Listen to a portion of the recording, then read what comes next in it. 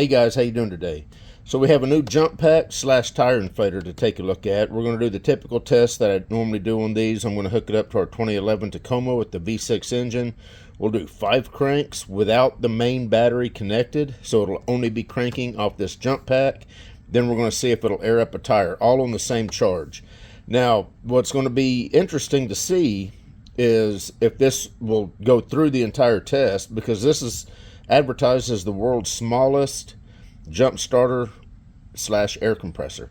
So let's get this thing out of the box. Take it. Well, first let me show you the different advertising parts of the box. It is 12 volt, has a peak 2500 amp output, 8.5 liter gas engines, and 6.5 liter diesel.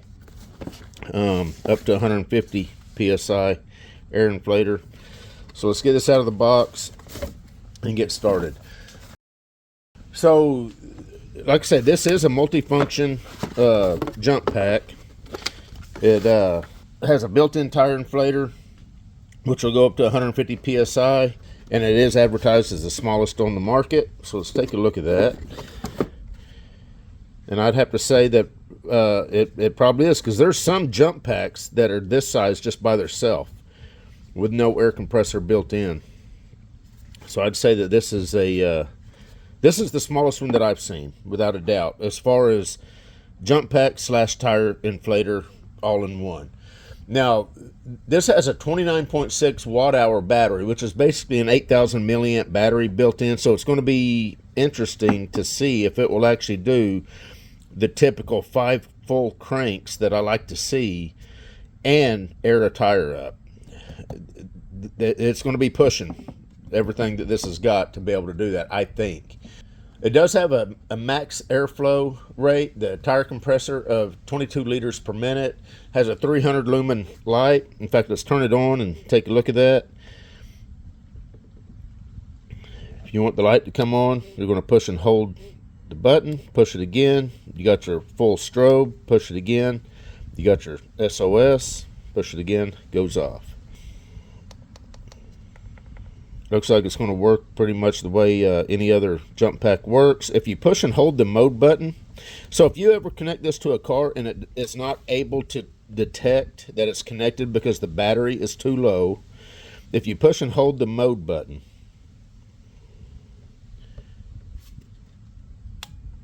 it will go into bypass mode or overload, or not overload, manual mode.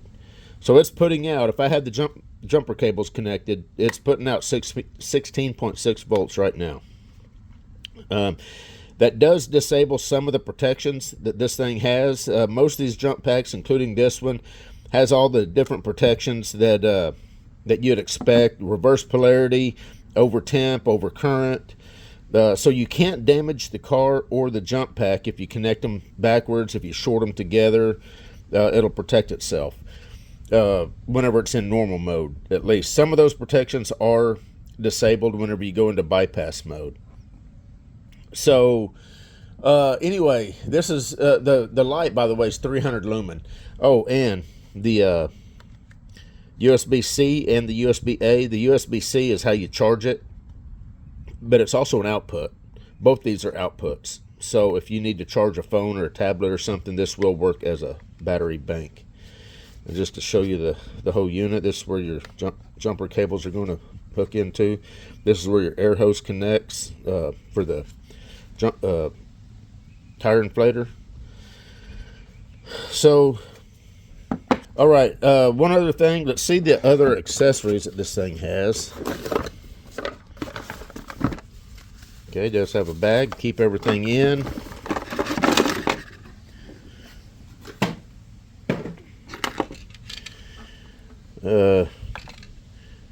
10 gauge cables,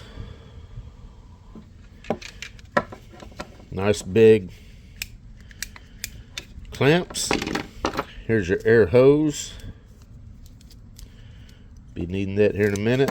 Of course, your charge cable, USB-A to USB-C, and a little container of adapters depending on what you're airing up. Also, Lokithor, if you want something a little bit better than the bag, They do sell these semi-hard cases, which are really nice. They're kind of velvet lined. They have a pocket in here, so there's always that option if the bag, if you want something a little bit better in the bag. So let me get this thing set up over here on the truck, and we're going to get started. Okay, guys. So as you can see, I've got the negative battery cable disconnected from the battery. I'm going to leave the positive hooked up. It's still disconnected from the vehicle. I do have the ECM relay pulled out, so it's only going to crank. It is not going to start. Let's take the jump pack here, get it plugged in.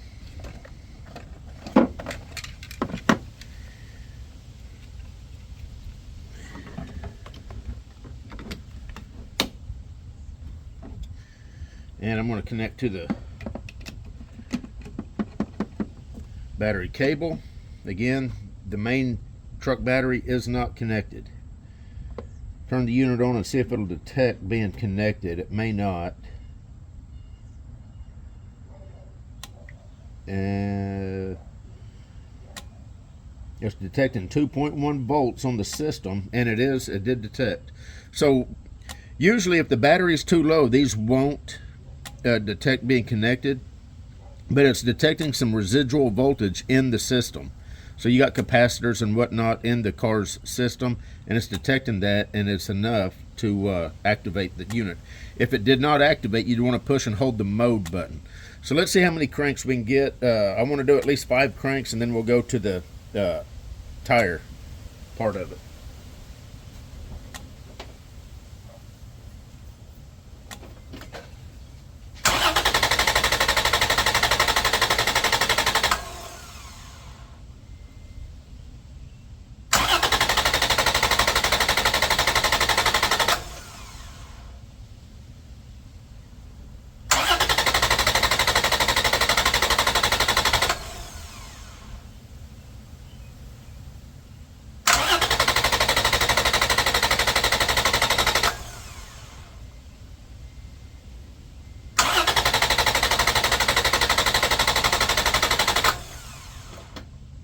Okay, well that was good 5 solid cranks. Our cables are a little bit warm, as you would expect.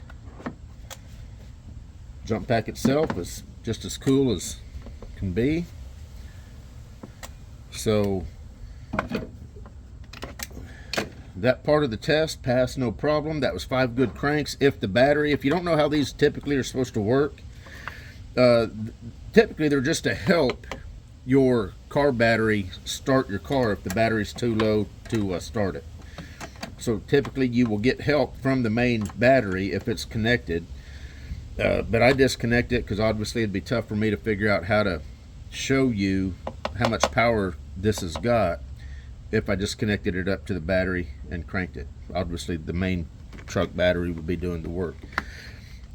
Hopefully that all made sense. So let me get the tire deflated on our Jeep. We got 33-inch tall tire on our Jeep Wrangler. Typically what I do is I deflate it down to 10 psi, and then we air it up from 10 to 40 psi. And we're going to see if this will do it. It's showing that it did drop a bar, so we only got 3 bars left. So it may actually air that tire up.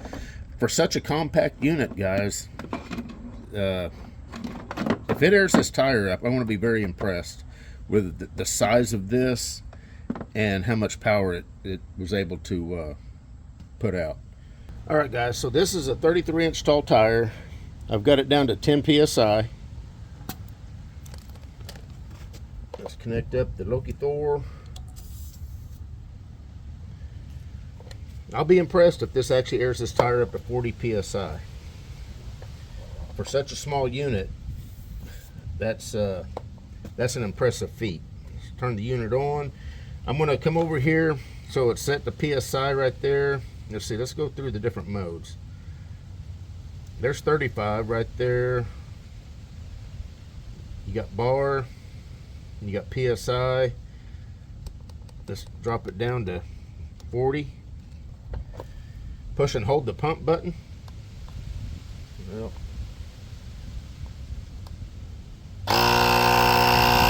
let her go.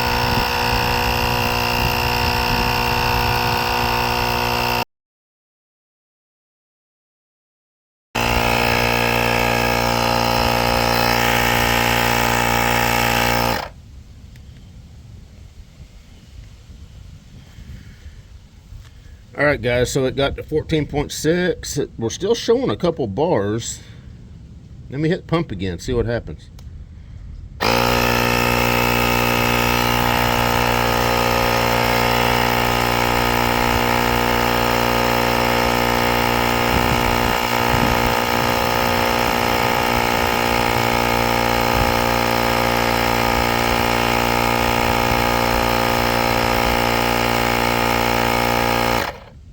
All right, guys, so it shut off. I'm thinking, since it's still showing 2 bars, I'm thinking it's probably went into a protection mode. I can feel a little bit of warmth right here. And of course the outlet right here is warm. So let me let it cool down for about 5 or 10 minutes, and then I'm going to hit the button again, and we're going to see if this will keep on going. All right, guys, so it's been about 10 minutes. Let's see if we can get any farther. Reset the pressure, go back down to 40.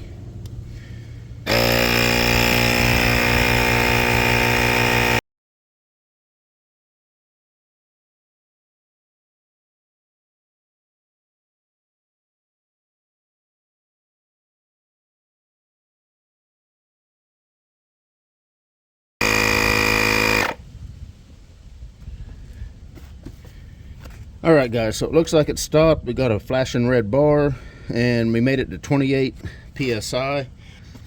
Not too bad. I would have been shocked if it actually made it all the way to 40, just because of the size of this. Going from 10 to 40 psi on a 33-inch tall tire is a lot to ask from one of these little small, compact tire inflators.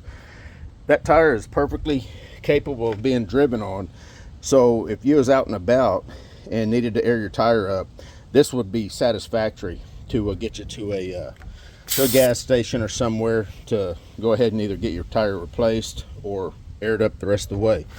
Now, something you might want to also consider if you're considering one of these compact little tire inflator and jump packs, and that's a plug kit. I carry a plug kit in every single vehicle I own, along with some kind of a compressor. Either a compressor that plugs into the 12-volt outlet on the vehicle, or one of these cordless air compressors, along with a plug kit. That way, if you get a nail or a screw or something in your tire, you can plug it, get some air put back in it, and you can get back on the road. So just something to consider. Overall, I think this is a pretty impressive little jump pack slash tire inflator for its size.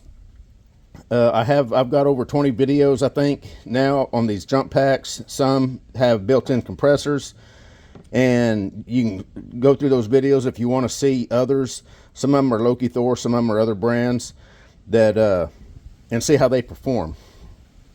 But overall, if you want a nice compact one that maybe will fit under a seat or something like that, I like all my Lokithor jump packs. Every one of them has been impressive to me. They're built good. They feel like a quality product, just as this one. Just because, even though this one didn't make it to 40, I'm not disappointed with that, because I know that I was asking a lot from it after doing 5 cranks of an engine on just this jump pack, and then on the same amount of charge that was left, asking it to air a tire up, a 33-inch tall tire, from 10 to 40 psi was asking a lot. So to get to whatever we got to, 28 psi, I think, that's pretty good.